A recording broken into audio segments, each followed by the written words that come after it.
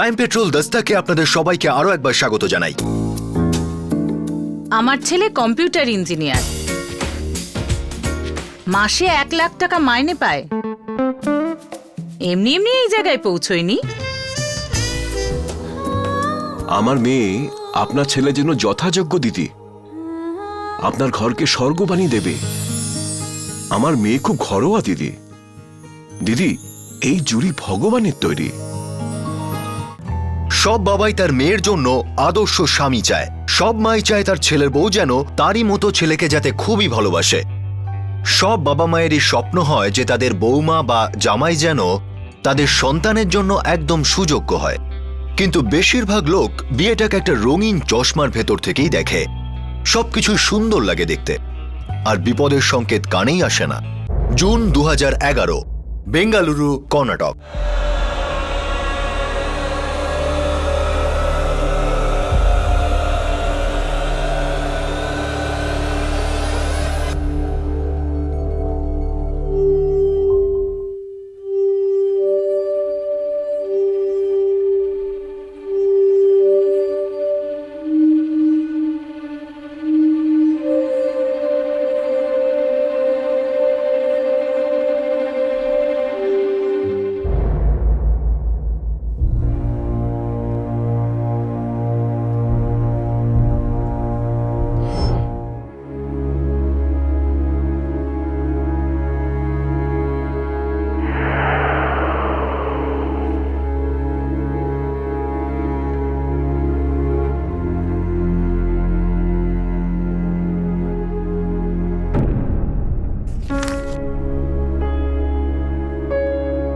সুইটু, আজ আমি তোমাকে চিরকালের মতো ছেড়ে যাচ্ছি। সেখানে যাচ্ছি যেখান থেকে কেউ আর ফেরে না। এবার তোমার এই স্বাধীন জীবন উপভোগ করো। By for ever সুইটু। এবার তো একটু হাসো। আর হ্যাঁ, সিগারেট ছেড়ে দিও। তোমার সব কষ্ট আমি একেবারে দূর করে দিলাম। 10 জুন 2011, খুশি তার 23 বছরের জীবন শেষ করার সিদ্ধান্ত নেয়। আজকে ডায়েরিতে লেখাই হয়তো তার জীবনের শেষ লেখা ছিল। এই ডায়েরি সে 2011 জানুয়ারি থেকে লিখতে শুরু করে, যখন জিতুর সঙ্গে তার এঙ্গেজমেন্ট হয়। খুশি তার ডায়েরিতে জিতুকে ভালোবেসে সুইটু বলে ডাকত। 17 জানুয়ারি আমার আর জিতুর এনগেজমেন্ট। হ্যাঁ, এটা অ্যারেঞ্জ ম্যারেজ। জিতুকে আমার বাবা মা আমার জন্য সিলেক্ট করেছে, কিন্তু আমার দিক থেকে না, এটা লাভ ম্যারেজ। কারণ আজ সকাল 4:30টার সময় আমি জিতুকে ভালোবেসে ফেলেছি। ও আমার সাথে 1 ঘন্টা নন স্টপ ফোনে কথা বলেছে। এত রোম্যান্স ছিল, এত রোম্যান্স ছিল যে লিখতে লিখতে আমার হাত কাঁপছে। আমি এবার প্রত্যেকটা মিনিট, প্রত্যেকটা সেকেন্ড গুনছি। 16 তারিখ ব্যাঙ্গালোর থেকে আসছে ফ্লাইটে। তারপর আমাদের এনগেজমেন্ট। আমার জীবনের সবচেয়ে খুশির দিন। বাই দ্য ওয়ে, আজ আমি প্রথমবার আমার সুইটুকে আই লাভ ইউ বলেছি।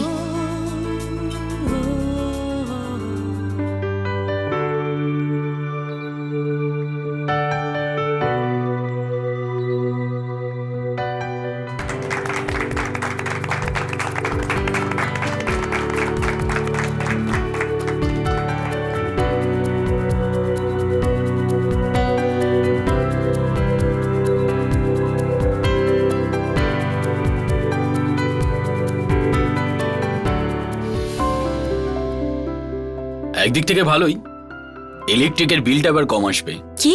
তোমাকে আজ খুব উজ্জ্বল দেখাচ্ছে। সব সময় এমনই উজ্জ্বল দেখায় না, শুধু আজই? না,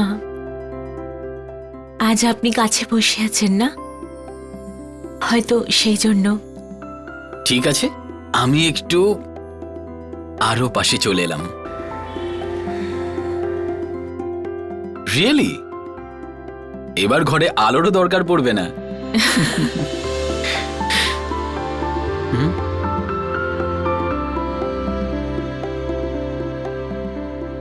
এবার রোম্যান্সকে 2 মিনিটের জন্য পাশে সরিয়ে কিছু প্র্যাকটিক্যাল কথা বলা যাক। কি কথা? ইকোনমিক্সে এমকম করেছো তুমি, হুম, তো জবের ব্যাপারে কি ভাবলে? যদি আপনি বলেন তাহলে নিশ্চয়ই করব। ফুল টাইম জব, ঘর সামলানো, আর ব্যাঙ্গালোরের ট্রাফিক, সব সামলাতে পারবে তো? আপনি যেরকম বলবেন আমি সেরকমই করব। তাহলে আমি তোমাকে বলছি, তুমি এখনই আমাকে কিস করো। হ্যাঁ, আরে আচ্ছা, গালে কিস করতে যদি লজ্জা লাগে তো ঠোঁটে করো।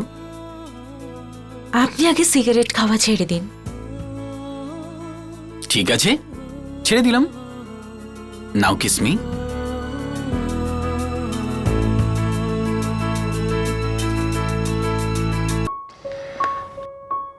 মা, এতে 1 লাখ টাকা আছে, এটা তোমার মাকে দিয়ে দাও। আঙ্কেল আপনি নিজেই মাকে দিয়ে দিন না। দেখো মা, তুমি জিতুর বোন, তাই তুমি আমার মেয়ের মতনই, তোমাকে তো আমি বলতেই পারি না। দিয়ে দিও প্লিজ। প্লিজ বলবেন না, আমি দিয়ে দেবো। বেঁচে থাকো মা। দেখুন মাধুরীদি, এই গয়নাটা আপনার মেয়ে মীরার জন্য। ওর পছন্দ হবে তো? হ্যাঁ হ্যাঁ, কেন পছন্দ হবে না? এটা তো খুব সুন্দর। দেখুন মাধুরীদি, শাড়ি হোক বা অন্য কিছু, যদি কোনো জিনিসে কিছু কম দামি মনে হয় বলবেন, আমি বদলে দেব। এ আপনি কি বলছেন শান্তি দেবী? আরে আপনি তো এত কিছু করেছেন। ওই একটাই তো মেয়ে আমাদের, ওকে পৃথিবীর সব খুশি দিয়ে ভরিয়ে দেব। তাছাড়া আমাদের খুশির জীবনে সবচেয়ে বড় খুশি তো আপনাদের জিতু। সত্যি ভগবানের অসীম কৃপা, দুজনকে কি সুন্দর মানিয়েছে, তাই না? হ্যাঁ, বাড়িয়ে বলছি না, আমার এক ছেলেই 4 ছেলের সমান, আর আমি ওকে পুরো সাপোর্ট দিয়েছি। সে তো দেখতেই পাচ্ছি ধরমবাবু, আর এটা আমাদেরও সৌভাগ্য যে আমরা জিতুর মতন জামাই পাচ্ছি। বড়াই করছি না, কিন্তু ট্র্যাক রেকর্ড ঘেঁটে দেখুন, 3 বছরে 3টে বড় প্রমোশন পেয়েছে। এখন ওর পজিশন গ্রুপ লিডার। পরের বছরে ভাইস প্রেসিডেন্টের পোস্ট আমাদের জিতুই পাবে, দেখে নেবেন। নিশ্চয়ই পাবে, কিন্তু ছোট মুখে বড় কথা হয়ে যাবে। আমাদের খুশিও জিতুর ঘর খুশিতে ভরিয়ে তুলবে। অবশ্যই অবশ্যই। এতে তো 1 লাখই আছে। হ্যাঁ, আঙ্কেল আমাকে 1 লাখই দিয়েছিলেন, তোমাকে দিয়ে দিতে বললেন। হ্যাঁ, কিন্তু কিন্তু কি মা? কিছু না।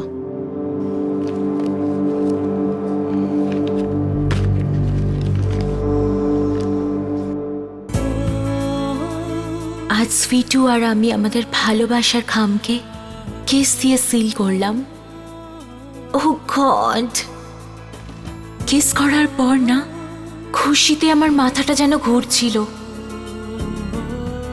কিন্তু আজকের দিনে একটু সমস্যাও ছিল। খুশি মা, আমি সোজা কথা বলতে ভালোবাসি। হ্যাঁ মা, বলুন। আমি খুব কষ্ট করে আমার ছেলেকে তোমার সাথে বিয়ে করার জন্য রাজি করিয়েছি। তাই আমি চাই যে ওর বিয়েটা ওর স্ট্যান্ডার্ড অনুযায়ী হোক। মা, আমি কি কোনো ভুল করে ফেলেছি? তুমি কোনো ভুল করনি, তবে হ্যাঁ, তোমার মায়ের কিছু ভুল হয়েছে। দেখো না, জিতুর জন্য এটা কি পোশাক বানিয়েছে। আরে আমাদের এটা একটা পোশাক হয়েছে, কিন্তু জিতু তো এসব কোনোদিনই পরবে না। কিন্তু মা, জিতু যখন কাল জামাটা ট্রাই করেছিল না, ওনাকে খুব স্মার্ট লাগছিল। আপনি দেখবেন ওকে খুব ভালো লাগবে ওই জামাটা পরে। তোমরা হলে ছোট শহরের, বুঝলে? আর এই মাল্টি ন্যাশনাল কর্পোরেট কালচার সম্পর্কে তোমরা কি জানবে? আচ্ছা ছাড়ো, একটা কাজ করো, তুমি এই জামা কাপড়গুলো তোমার কোনো ভাইকে দিয়ে দাও। আমরা জিতুর জন্য নতুন জামা বানিয়ে দেব, ব্যাঙ্গালোর থেকে লেটেস্ট ডিজাইনের। আর তুমি বাবাকে বলে দেবে যে বিলটা আমরা ইমেল করে দেব। ঠিক আছে মা। আরও একটা কথা, যে জিতু তোমাকে একটা দামি ফ্ল্যাটে নিয়ে যাবে কাল। আর এরকম ফ্ল্যাট তুমি তো কি সারা পাটনাও দেখেনি। আর তার জন্য তোমার বাবা যে ফার্নিচার, ফ্রিজ যাই দিক, সেটা যেন টপ ব্র্যান্ডের জিনিস হয়। আর হ্যাঁ, এটাও ভুলবে না যে এখন জিতু টপ পজিশনে আছে, তাড়াতাড়ি ভাইস প্রেসিডেন্টও হবে। তো গাড়িটাও যেন ওর স্ট্যান্ডার্ডের হয়, ওই কোনো 6 কি 8 লাখ টাকার বাক্সের মতন গাড়ি যেন না হয়। তুমি বুঝতে পারছো তো আমার কথা? হ্যাঁ,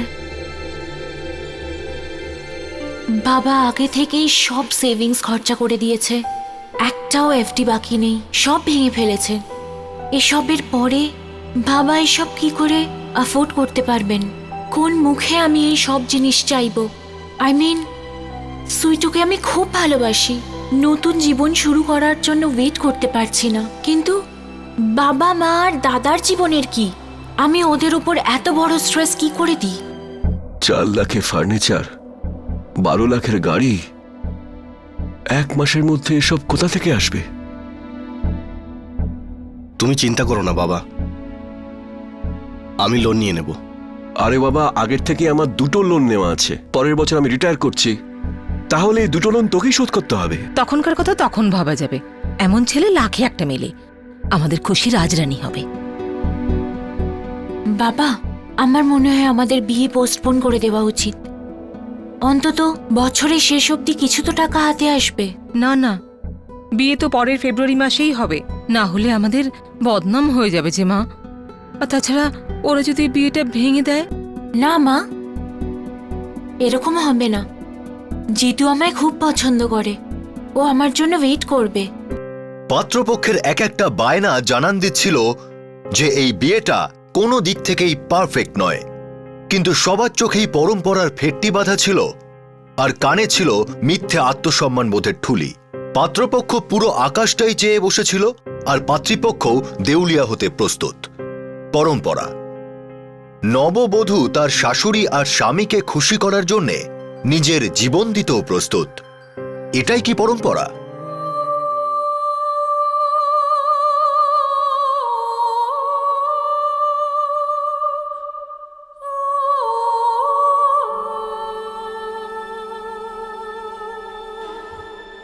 ডিয়ার সুইটু, আমার বাবা আমার বিয়ের পর হাসতে ভুলে গেছেন। তোমার মা সবসময় দুঃখ করেন যে আমার বাবা সেগুলো দিতে পারেননি যেগুলো তুমি চেয়েছিলে। তুমি উদাস হয়ে থাকো কারণ তুমি গীতাকে পাওনি, তোমার প্রথম আর শেষ ভালোবাসা। যখন কেউই খুশি নেই তো তো খুশি কি করে খুশিতে থাকবে? আসলে খুশির বেঁচে থাকারই অধিকার নেই তোমার ভালোবাসা ছাড়া। এমনিতেও আমি জীবন্ত লাশ।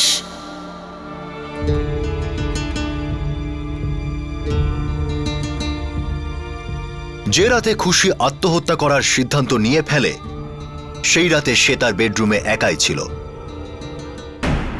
তার স্বামী অন্য একটা ঘরে শুয়েছিল, আর তার শ্বশুর শাশুড়ি ছিল তাদের বেডরুমে।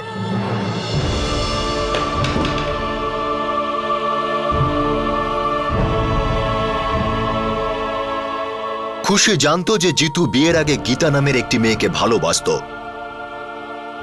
আর বিয়ের পরেও ভালোবাসত। জিতু, বিয়েতে শুধু 1 সপ্তাহ বাকি, আর জানো এখন কত কাজ আছে? বসারও সময় নেই আমার। একটা দরকারি কথা বলার আছে। আমি জানি তুমি আমায় কি বলতে চাও। I love you, right? খুশি, আমি অন্য কাউকে ভালোবাসতাম। কি? হ্যাঁ, ওর নাম গীতা। আমরা দুজনেই দুজনকে চাইতাম। আমার মনে হলো তোমার এটা জানা উচিত। তুমি তুমি এখনো ওকে? না খুশি, এখন আমাদের মধ্যে আর কিছুই নেই। তাহলে তুমি আমাকে এগুলো কেন বললে? বলে রাখাটা দরকার খুশি, কারণ আমি আর গীতা আজও ভালো বন্ধু, শুধু বন্ধু, আর কিছু না। আর আর আমি চাই না যে বিয়ের পরে তুমি কোনো আনপ্রেজেন্ট শক পাও। জিতু, আমি শুধু এইটুকু জানি যে আমি এখন পুরোপুরি তোমার হয়ে গেছি, আর সারা জীবনই আমি এরকম থাকবো, শুধু তোমার।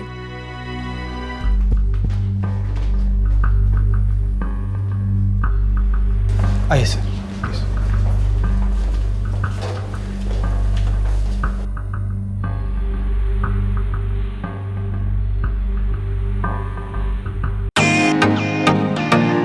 Welcome to Beaten World. How may assist you? নতুন ফ্ল্যাটের জন্য একটা স্ট্যান্ড ফ্যান আর কুলার নেব। এই পচা গরম থেকে একটু স্বস্তি চাই। বাজার চলতে সব ব্র্যান্ড তো আর ভরসাযোগ্য নয়। তার জন্য তো আমাদের ফ্যান আছে, all purpose bullet table fan, ceiling fan. আমাদের সিলিং ফ্যান কিন্তু 30 মাসের ওয়ারেন্টি সহ পাওয়া যায়। আছে ফারাটা 2 বছরের ওয়ারেন্টি, 17 থেকে 20 মিটার এয়ার ফ্লো, মধ্যবিত্তের সাধ্যের মধ্যে একমাত্র ভরসাযোগ্য ব্র্যান্ড বিটেন। আমাদের কুলারের কিন্তু অনেক range, 45 litres, 50 litres, 70 litres, 90 litres, 110 litres. Honeycomb সহযোগে বিটেনের সব কুলারের ওয়ারেন্টি 1 বছর। চেনা হাওয়ায় অচেনা অনুভূতির জন্য একমাত্র আদর্শ বিটেন। গরমে স্বস্তি পেতে বিটেনের ফ্যান হোক বা কুলার আজই আনুন বাড়িতে। Beaten, digitally years.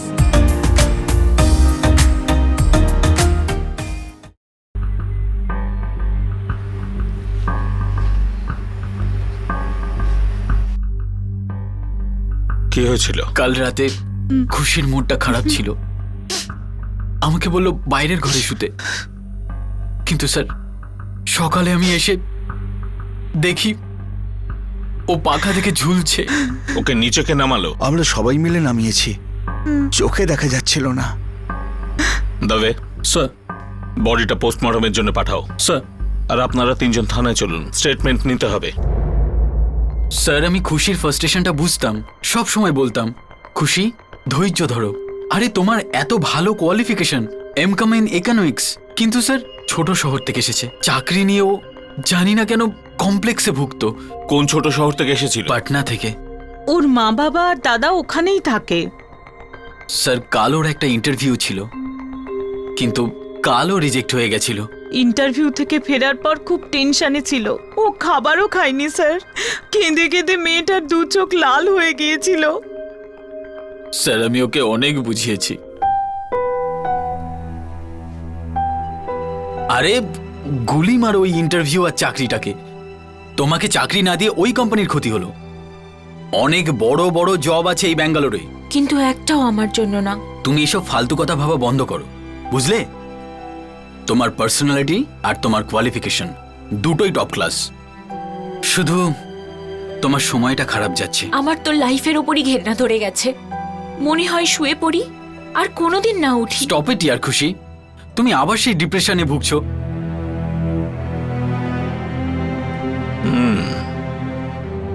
মানে শুধু চাকরি না পাওয়ার জন্যই আপনার স্ত্রী সুইসাইড করেছে? হ্যাঁ স্যার, চাকরি নিয়ে অবসেসিভ হয়ে গেছিল খুশি। মিস্টার জিতু, আপনার আর খুশির বিয়ে মাত্র 4 মাস হয়েছিল, রাইট? Yes sir. হাতের মেহেন্দি উঠতেই 4 মাস লেগে যায়।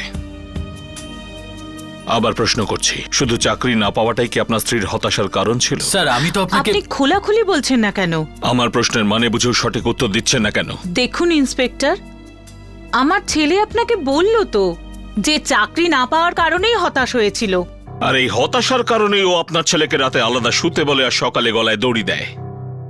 3-4 বছর ধরে চাকরি না পেলে মানা যেত, তাতে লোকে সুইসাইড করে, কিন্তু বিয়ের 4 মাসের মধ্যেই নো। এই সুইসাইড চাকরি না পাওয়ার কারণে হয়নি। আপনি কি জোর করে কারণ খুঁজবেন? এখনো তো খোঁজা শুরুই করিনি স্যার।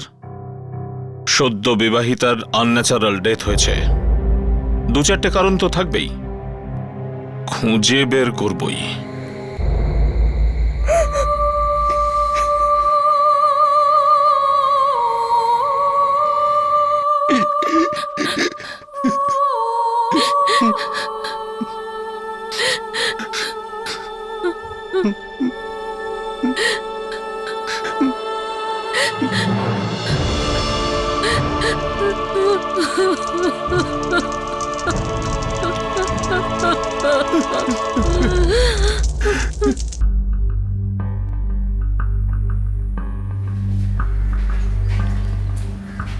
স্যার এঙ্গেজমেন্ট থেকে পরশু পর্যন্ত প্রায় রোজই মেয়েটি ডায়েরি লিখেছে। স্বামী স্ত্রীর মধ্যে কোনো সমস্যা? ফেব্রুয়ারির 28-এ বিয়ে হয়েছে, আর 3রা মার্চ খুশি জিতুর সাথে ব্যাঙ্গালোর এসেছে। সেদিন থেকে পরশু পর্যন্ত শুধুই দুঃখ স্যার। জবের জন্য? খুব কম, বেশিরভাগই পারিবারিক সমস্যা।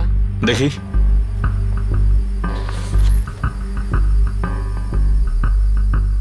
আজ আমি আমার স্বামী জিতু মানে সুইটুর সাথে নতুন জীবন শুরু করতে যাচ্ছি। ওয়াও, ঘরটা কেমন লাগলো? খুব সুন্দর। চলো ভেতরটা দেখাবো।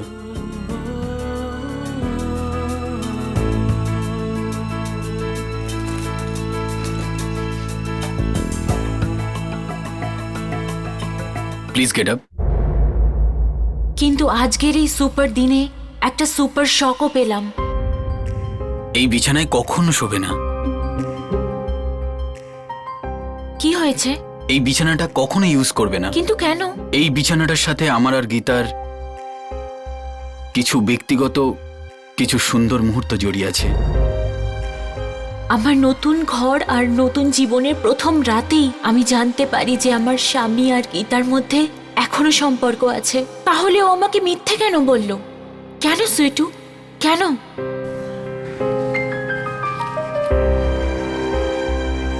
আমাকে না হয় বিয়ে করতোই না। শাশুড়ি মাও সুইটুর ওপর এত জোর কেন করলেন? আর আমার বাবা মা, ওরা কেন কিছু বুঝলেন না? আর আমি, বুদ্ধ নাম্বার 1, আমি কেন বুঝতে পারিনি যে সুইটু আমাকে ভালোবাসে না? খুশি? হ্যাঁ, 5 দিনের জন্য জামা কাপড় গুছিও, হয়তো 2-1 দিন বেশিও লাগতে পারে। জিতু, আমরা আমাদের হানিমুনে কবে যাব? আচ্ছা খুশি, তোমার প্রবলেমটা কি? হ্যাঁ, আমি নিজের কাজ করব না টাইম ওয়েস্ট করব? আরে আমি এমন কি বললাম? তুমি এরকম কেন বিহেভ করছো? বিয়ের 3 সপ্তাহ হয়নি আর সুইটু আমার সাথে শুধু হ্যাঁ বা নাতে কথা বলে। আমি জানি যে ও আমার সাথে খুশি নয়। ও এই কম্প্রোমাইজটা করেছে ওর মাকে খুশি করার জন্য। কিন্তু আমার কি? আমার খুশির কোনো গুরুত্ব নেই? খুশিমা, জিতু আজকাল খুব টেনশনে থাকে। এভাবে তো চলতে পারে না। ওকে খুশি করাটাই তোমার কর্তব্য। হ্যাঁ হ্যাঁ মা। দেখো মা, জিতু শুধুমাত্র তোমাকে বিয়ে করতে রাজি হয়েছিল এই কারণেই যে তোমার মা জোর করেছিলেন। তুমি অন্তত ওনাকে ভুল প্রমাণ করো না। আমার মেয়েটা খুবই ডিপ্রেসড ছিল ইন্সপেক্টর। ওর এই ডিপ্রেশন কি বিয়ে হওয়ার আগেও ছিল? না ইন্সপেক্টর, ও শুধু বিয়ের পরেই ডিপ্রেসড হয়েছিল। কোনো কারণ তো ছিল। জিতু, আমার জামাই বাবু।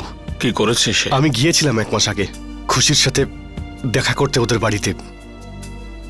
জিতু আর খুশির মধ্যে কোনো কিছুই ঠিক ছিল না। জিতু খুশির সাথে ঠিক মতো কথাও বলতো না। সব ওই মেয়েটা গীতার জন্য। জিতু আমার মেয়েকে তো বলেই দিয়েছিল জুন মাসেই ডিভোর্স দিয়ে দেবে, তারপর ওই গীতাকে বিয়ে করবে। ইন্সপেক্টর সাহেব, জিতু, ওর মা আর ওর বাবা 3জনই আমার মেয়ের মৃত্যুর জন্য দায়ী। 3 জন আরো দায়ী খুশির মৃত্যুর জন্য। কে ইন্সপেক্টর? খুশির মা বাবা আর খুশির দাদা। আপনি কি বলছেন? আমি কিছুই বলছি না, আপনার মেয়ের এই ডায়েরিটাই সব বলছে। এতে বিয়ের প্রথম দিন থেকে সুইসাইড করার 2 মিনিট আগে পর্যন্ত সব কথা, সব যন্ত্রণা, কত কষ্ট। আর আপনারা নাকি বুঝতেই পারেননি। ও তো আমাদের কখনো কিছুই বলেনি। কিভাবে বলবে? আপনারা ওকে টিভি সিরিয়ালের বউ হওয়ার ট্রেনিং দিয়েছিলেন। চুপ থাকো, সহ্য করো, আরো সহ্য করো। সহ্য করাই তোমার ধর্ম, এটাই শিখেছিলেন। আমরা ভেবেছিলাম একবার একটা বাচ্চা হলেই। বাচ্চা কোত্থেকে হবে? ওর স্বামী তোর সঙ্গে কথাই বলতো না, ওদের বেডরুম পর্যন্ত আলাদা ছিল। আর তুমি বড়দা, তুমি সবকিছু দেখার পরেও চুপ করে থাকলে। রাখিটা কি টাইম পাস করার জন্য বাঁধাতে? যেখানে তোমার বোন কষ্ট পাচ্ছে, একটু একটু করে মরছে, তুমি আঙুলটাও তুললে না। বিয়ে হয়ে গেছে তাই? তাতে কি? দায়িত্ব শেষ। বিয়ের পর আপনারা ওর দিকে ফিরেও তাকালেন না, মরবার জন্য ওদের হাতে ছেড়ে দিলেন। দেখুন ইন্সপেক্টর, আমরা জানি যে আমরা 3জনই খুব বড় ভুল করেছি, কিন্তু ওরা 3জনও তো দোষ করেছে। তাহলে আপনি কি ওদের এগেইনস্টে কোনো অ্যাকশন নেবেন না? নিশ্চয়ই নেব, কিন্তু আমার একটাই আক্ষেপ যে আমি ওই নিষ্পাপ মেয়েটাকে বাঁচাতে পারলাম না। এই ডায়েরিটা যদি ওর সুইসাইড করার আগে আমি হাতে পেতাম। জানি না আমরা কোন যুগে রয়েছে, আর মানুষের চিন্তা ভাবনাই বা কেমন। কারো মন ভেঙেছে, ইমোশনালি ঘায়েল, সলিউশন বিয়ে। আর বিয়ের পর যদি কোনো সমস্যা হয় তখন সলিউশন বাচ্চা। আমরা এটা কেন বুঝি না যে বিয়ে বা বাচ্চা কোনোটাই সমাধান নয়, বরং সেটা একটা দায়িত্ব। সেই দায়িত্ব যা দুজন বুদ্ধিমান সেন্সিবল মানুষই নিতে পারে। তারা একে অপরকে ভালোবাসতে না পারলেও অন্তত দুজন দুজনকে সম্মান করে, ভরসা করে।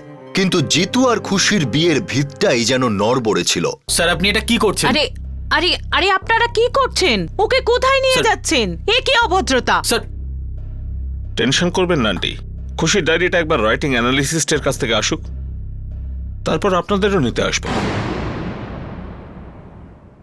হ্যাঁ স্যার, আমি খুশিকে বিয়ে করে খুশি হয়নি। আমি গীতাকে ভালোবাসতাম স্যার, আজও ভালোবাসি। তাহলে লোক দেখাতে বিয়ে করেছিলে খুশিকে? স্যার আমি এই বিয়েটা শুধু আমার মায়ের খুশির জন্য করেছিলাম। তুমি একদম বাচ্চা ছেলে নও, একটা মেয়ের জীবন নষ্ট করেছো তুমি। স্যার আমি ওকে বুঝিয়েছিলাম, বলেছিলাম আলাদা থাকতে, ডিভোর্সও চেয়েছিলাম। দেখো খুশি, আমি তোমার সাথে কোনোদিনও খুশি হতে পারবো না, এটা তো এতদিনে নিশ্চয়ই বুঝে গেছো। কিন্তু আমি এটাই জানতে চাই যে আমি এমন কি করি যাতে তুমি খুশি থাকো। ছেড়ে দাও আমাকে। এটা কখনোই হতে পারে না। কিন্তু সেটা হবে, আর এই জুনেই হবে। কি? আমি জুন মাসে ডিভোর্স ফাইল করব। আর ওই ওই গীতাকে বিয়ে করবে? আরে হ্যাঁ ভাই, করব বিয়ে। তো আগেই করতে পারতে। কেন আমার জীবনটা এইভাবে নষ্ট করলে? বাবার ঘাড়ে এত লোড আছে, মায়ের স্বপ্ন। একবার আমাকে বলে তো দেখতে পারতে, আমি নিজেই এই বিয়েটা ক্যান্সেল করে দিতাম। আগে বলে দেওয়া উচিত ছিল, বলতে পারিনি। ওকে, এখন বলছি আই এম সরি, কিন্তু এতে আমার ডিসিশন চেঞ্জ হবে না। জিতু, এমনিতে অনেক রাত হয়ে গেছে, তুমি শুয়ে পড়ো, আমরা কালকে সকালে কথা বলবো। খুশি দেখো, কিছু বলার মতো আর বাকিই নেই। তোমাকে বোঝানোর চেষ্টা করছি আর তুমি বুঝছো না। তাছাড়াও কাল আমি গীতার বাড়িতে যাব, ওকে বিয়ের প্রপোজাল দিতে। জিতু প্লিজ, আমরা এই ব্যাপারে বসে কথা তো বলতে পারি না? খুশি, বলা বা শোনার মতো কিচ্ছু বাকি নেই। আমি তোমার কাছে হাত জোড় করে বলছি, আমি তোমায় ছাড়া আর কারোর ব্যাপারে ভাবতেও পারবো না। খুব ভালোবাসি আমি তোমায় সুইটু। ভালোবাসো তো আমাকে? তাহলে তুমি তোমার থেকে আমাকে মুক্তি দাও প্লিজ। আমাকে ছেড়ে চলে যাও, আমাকে অন্তত এইটুকুনি দয়া করো প্লিজ।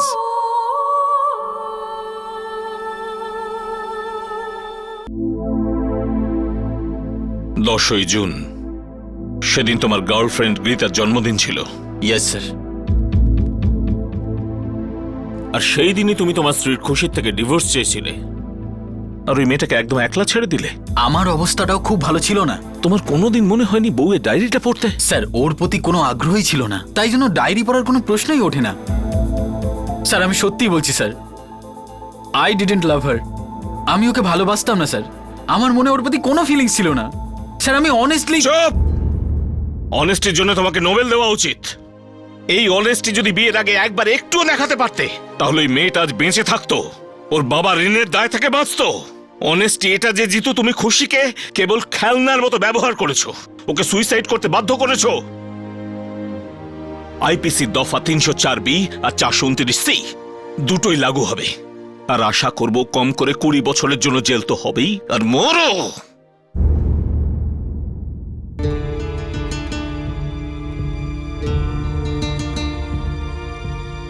সুইটু, এটা সেই শাড়ি যার গিট আমাদের দুজনকে বেঁধেছিল। আজ এই গিটই আমাকে তোমার থেকে দূরে নিয়ে যাচ্ছে। মা বাবা, প্লিজ আমায় ক্ষমা করে দিও। আমার সুইসাইডে তোমাদের খুব কষ্ট হবে, কিন্তু বিশ্বাস করো, ডাইভোর্সের পরে আমার অবস্থা তোমরা সহ্য করতে পারতে না। যেতে যেতেও জিতুকে আমার সব কিছু মেনে চলে যাচ্ছি।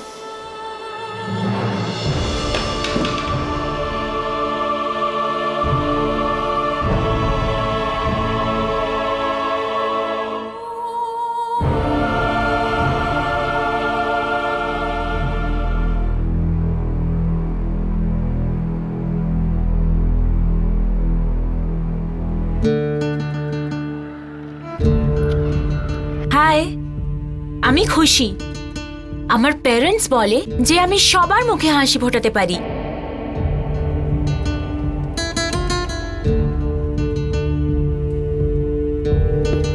লাখে মেলে এমন ছেলের জন্য খুশির বাবা লাখ টাকা খরচ করলেন, কিন্তু ছেলের বাবা মায়ের লোভ আর লালসা তাতে শান্ত হলো না।